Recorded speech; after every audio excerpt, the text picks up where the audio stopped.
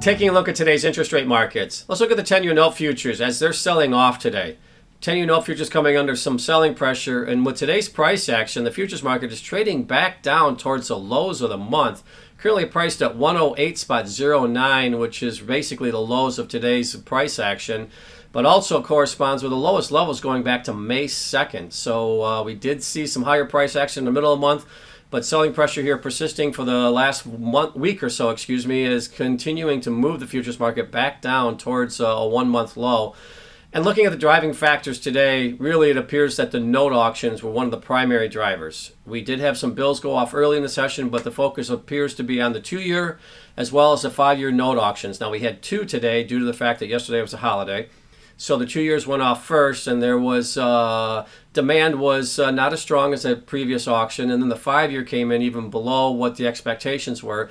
So both auctions were viewed as disappointing as far as demand from a demand standpoint, and therefore we did see some selling pressure, and particularly selling pressure on the back end of the curve.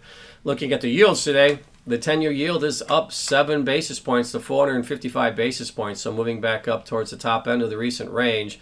And again, really the selling pressure is persistent from the 5s through the 30s. And when you look at the price action, the 2s didn't really give up too much ground today. A little bit of selling pressure, but really the 5s did react negatively on the heels of the auction results. And then that worked its way through the back end of the curve today. So we're seeing yields moving higher, particularly on the back end of the curve. So selling pressure persists as the 10-year note futures are now trading near the beginning of the month levels.